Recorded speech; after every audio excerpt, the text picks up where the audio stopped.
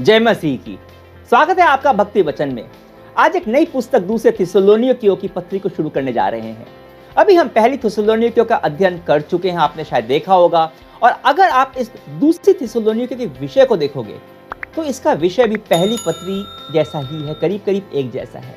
कैसे आप यीशु के वापस आने के इंतजार में, उसकी अपेक्षा में एक ऐसा जीवन जी सकते हैं जो परमेश्वर आपसे चाहते हैं, एक पवित्र उत्कृष्ट जीवन। पर एक ही विषय पर एक ही मंडली को दो दो पत्र थे। प्रभु यीशु के पुनः आगमन को लेकर थिस्सलुनीकियों के नगर की इस कलीसिया में कुछ भ्रम फैला हुआ था और इस भ्रम को दूर करने की आवश्यकता थी। जो भी हो, पवित्र आत्मा की प्रेरणा से, उसकी अगुवाई से पौलुस ने यह पत्र लिखा। और हमारे लिए इसका अर्थ यह है कि इस पत्र के माध्यम से पवित्र आत्मा हमें कुछ सिखाना चाहता है। दूसरे थिस्सलुनीकियों का पहला अध्याय बहुत छोटा है, इसलिए हम एक दिन में बहुत ही कम पदों को लेंगे और मैं आपको इस सप्ताह बाइबल अध्ययन के कुछ अलग अलग तरीकों के बारे में सिखाना चाहता हूं, बताना चाहता हूं। आज हम एक तरीका देखने वाले हैं जिसे बोलते हैं चरित्र अध्ययन। चरित्र अध्ययन में आप बाइबल में से किसी भी एक व्यक्ति को, किसी भी एक चरित्र को लेते हो और उसके बारे में बाइबल में जहां जहां लिखा है, उसके बारे में उल्लेख है, उसे पढ़ते हो। और दूसरे थिस्सलुनीकियों का जो पहला अध्याय है, उसका पहला पद हमें इसी ओर लेकर जाता है, क्योंकि इसमें 3 नामों का उल्लेख है। मैं आपको दूसरे थिस्सलुनीकियों के पहले अध्याय के 2 पद को पढ़कर सुनाता हूं। हमारे पिता परमेश्वर और प्रभु यीशु मसीह में थिस्सलुनीके के नगर की कलीसिया के नाम पौलुस, सिलवानुस और तीमुथी का पत्र। हमारे पिता परमेश्वर और प्रभु यीशु मसीह आपको अनुग्रह और शांति प्रदान करें।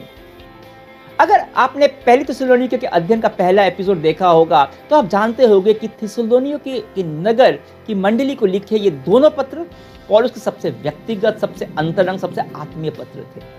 और इस पत्र के शुरू में हमें 3 नाम देखने को मिलते हैं।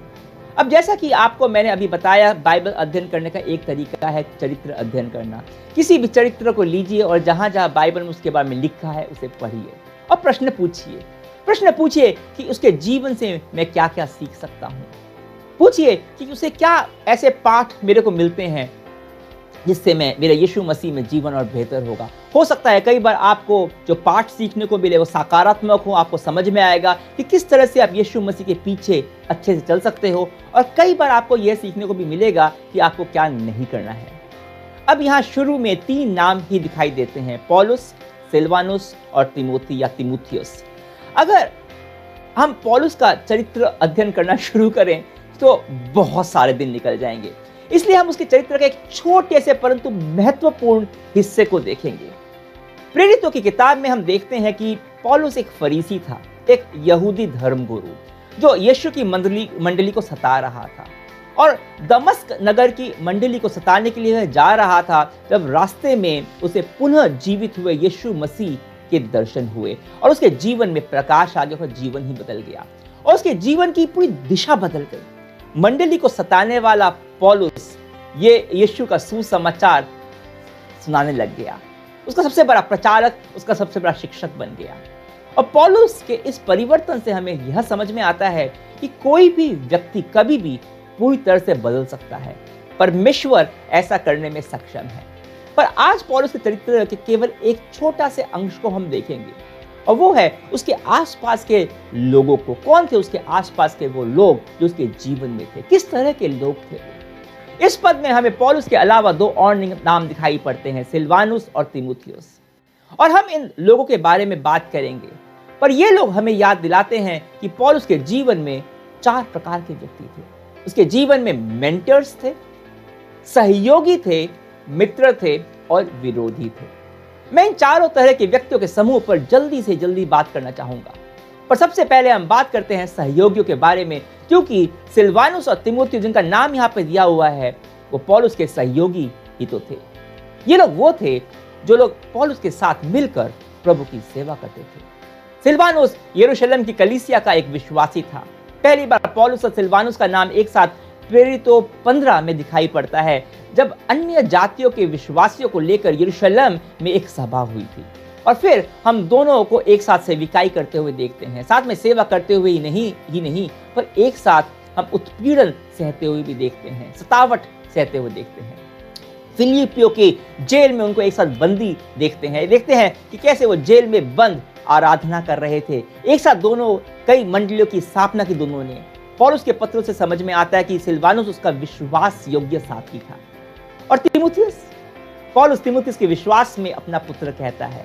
तीमुथियुस एक अन्य जाति का व्यक्ति था जिसे पौलुस उसके साथ एक मिशनरी यात्रा में मिला था और फिर वह पौलुस के साथ कई मिशनरी यात्राओं पर गया, उसका विश्वसनीय सेवक रहा। पौलुस अपनी फिलिपियों की मंडली को पत्र में तीमुथियुस के विषय में कहता है, मेरे पास कोई ऐसा व्यक्ति नहीं है जो तीमुथी के समान सच्चे हृदय से आप लोगों के कल्याण का ध्यान रखेगा। सबके सब यीशु मसीह का नहीं बल्कि अपना हित खोजते हैं। किंतु तीमुथी की चरित्रता आप लोग जानते हैं। जिस तरह कोई पुत्र अपने पिता के साथ रहता है, उसी तरह उन्होंने सुसमाचार की सेवा में मेरा साथ दिया है। बाद में तीमुथियुस इफिसियस की मंडली का पासवान बना, उसका पालक बना। और पौलुस ने पहली और दूसरी तीमुथियुस का पत्र तीमुथियुस को ही प्रोत्साहित करने के लिए लिखा था, क्योंकि उसे प्रोत्साहन की आवश्यकता थी। कोई उसे कम उम्र के कारण उसे नीचा ना समझे। ये दो व्यक्ति सिलवानुस और तीमुथियुस सेविकाई में पौलुस के कई सहयोगियों में से थे। और सच्चाई यह है कि हमें सभी को अपने जीवन में सहयोगियों की आवश्यकता है। हमें सहयोगियों की आवश्यकता हमारे रोजमर्रा के काम में और प्रभु की सेविकाई में भी है। परमेश्वर ने हमें आपको अकेला रहने के लिए नहीं बनाया, कुछ अकेला करने के लिए नहीं बनाया। चाहे वो आपका परिवार हो, आपकी कर्म भूमि हो या आपकी सेविकाई हो, आपको साथी की आवश्यकता रहती है, सहयोगी की आवश्यकता रहती है। सहयोगी साथी केवल आपका भार ही साझा नहीं करता, वे अपने वरदान और अपनी क्षमताओं को आपके पास लेकर आता है, आपके परिवार में, आपकी सेवा में। जो क्षमता आपके पास नहीं है वो उसका पूरक बनता है। जीवन में कई रिश्तों की आवश्यकता होती है, पर सहयोगी का रिश्ता वो सबसे आवश्यक है। इसलिए परमेश्वर ने मानव के लिए सबसे पहले एक सहयोगिनी बनाई थी। आपका पति, आपकी पत्नी आपके सहयोगी हैं, तो आपको जीवन में सहयोगी चाहिए। कौन कौन है आपके सहयोगी? और दूसरा रिश्ता, दूसरे तरह के लोग जिसके बारे में यहाँ इन पदों में तो नहीं है, पर मैं आपको बताना चाहूंगा पौलुस के जीवन में, और वो थे मेंटर्स। पौलुस के जीवन में भी मेंटर था। मुख्य रूप से देखते हैं बारनबास को। बारनबास आपने अगर प्रेरितों की किताब पढ़ी है तो वह वो व्यक्ति था जिसने पौलुस की सेविकाई में आने के लिए उसका प्रोत्साहन किया। उस समय पौलुस ताजा विश्वासी बना था और उससे पहले वो मंडली को सता रहा था और इसलिए सब उससे डरते थे, उस पर शक करते थे, उसको शक की निगाहों से देखते थे। पर बारनबास ने उस पर भरोसा किया। बारनबास का मतलब ही, उसके नाम का मतलब ही प्रोत्साहन देने वाला है, और उसी ने पौलुस को प्रोत्साहित किया। बारनबास के साथ पौलुस ने अपनी पहली मिशनरी यात्रा की। पर यह बहुत ही दिलचस्प है कि हालांकि बारनबास ने पौलुस को प्रोत्साहित करके आगे बढ़ाया, पर एक मतभेद के कारण वो दोनों अलग हो गए। एक मतभेद कि अगली यात्रा पे वो किसको लेकर जाएं, किसको लेकर नहीं जाएं, इस बात पे वो दोनों अलग हो गए।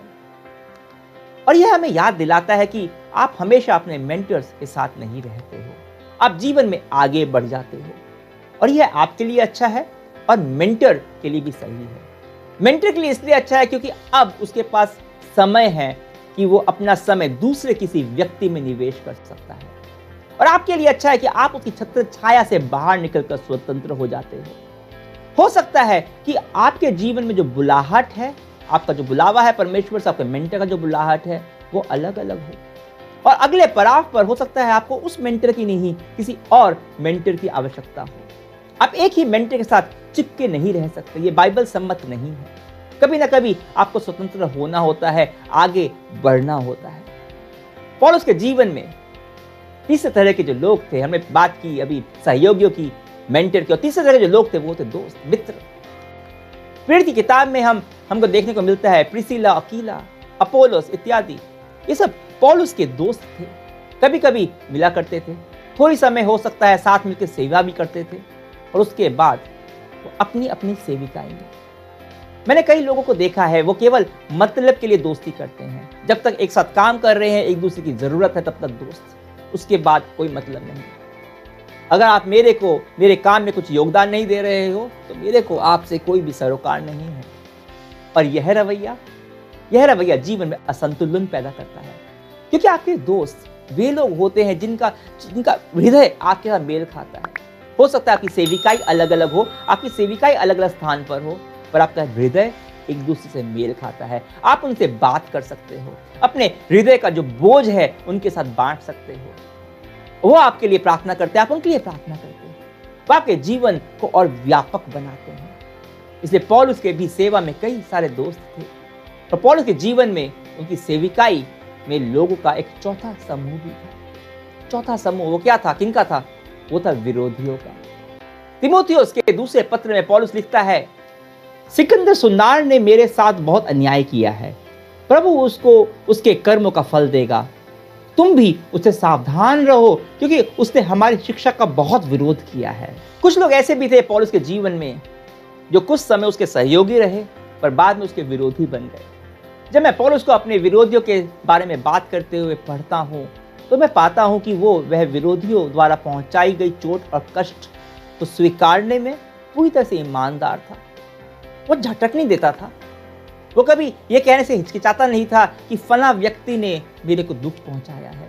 बहुत जरूरी होता है अपनी भावनाओं के साथ ईमानदार रहना। पौलुस अपनी भावनाओं को लेकर स्पष्ट और ईमानदार था, पर वह उनको क्षमा भी करता था और साथ में सतर्क भी रहता था। क्षमा कर दिया इसका अर्थ यह नहीं है कि आप सावधानी ना बरतें। क्षमा करना इसलिए आवश्यक है कि वह कष्ट, वह आहत की भावना आपके दिल में कड़वाहट बढ़ देती है, और कड़वाहट आपको भावनात्मक रूप से पंगु बना देती है, और फिर आप कुछ भी काम सही से नहीं कर पाते, अपनी सेवा भी सही से नहीं कर पाते। पर सतर्कता, सावधानी भी जरूरी है, क्योंकि किसी को मेरे दिल को बार बार चोट पहुंचाने की अनुमति मैं नहीं दे सकता। और इसके साथ अपने सहयोगियों को भी चेताना जरूरी है कि वो लोग भी उन लोगों से सावधान रहें। विरोधियों ने पौलुस को कष्ट अवश्य पहुंचाया, और उसको उसके काम से वो रोक नहीं पाए। तो पौलुस के सहयोगी थे, मेंटर्स थे, दोस्त थे और विरोधी भी थे। और जब आप अपने जीवन को देखते हो, परमेश्वर और प्रार्थना में ध्यान लगाते हो, तो आप अपने जीवन में इन चार समूह के लोगों के बारे में सोचिए। परमेश्वर के सम्मुख अपने आप से पूछिए, प्यारे पिता परमेश्वर, क्या मैं सब कुछ अकेले करने की कोशिश तो नहीं कर रहा? जीवन में कहां मेरे को सहयोगियों की आवश्यकता है? मुझे कहां जो मेरे को सहयोग दे। मेरे को भी प्रोत्साहन चाहिए, कोई ऐसा जो मुझ पे तब भरोसा दिखाए जब कोई और नहीं दिखा रहा, जैसे बारनबास ने दिखाया था पौलुस को। मेरे को मेंटर्स चाहिए, मेंटर्स की आवश्यकता है मेरे जीवन में, और दोस्तों की भी, जो विश्वास में स्थिर हैं, जो मेरे विश्वास को और बढ़ा सके। मैं उनके साथ दुख और सुख की बातें कर सकूं, उनके साथ अपने जीवन को साझा कर सकूं, बांट सकूं। और प्रभु, मैं जानता हूं मेरे जीवन में हमेशा कुछ ना कुछ विरोधी रहेंगे, कुछ ना कुछ विरोधी तो हैं, पर प्रभु वो लोग मेरे को निरुत्साहित ना करने पाए। मैं मानता हूं कि ये मेरे को दुखी करते हैं, कष्ट देते हैं, पर मैं उनको क्षमा करना चाहता हूं। उसमें मेरी मदद कर उनसे सावधान रहने में भी, इसलिए मैं उस ओर बढ़ता जाऊं जहां तू मुझे ले जाना चाहता है। यीशु के समर्थी नाम से मैं प्रार्थना करता हूं, आमीन। कल हमसे फिर जुड़िएगा, हम दूसरे थिस्सलुनीकियों के पहले अध्याय के पद 3 और 4 को देखेंगे। तब तक के लिए अपने भाई विवेक को आज्ञा दीजिए। परमेश्वर की महिमा हो।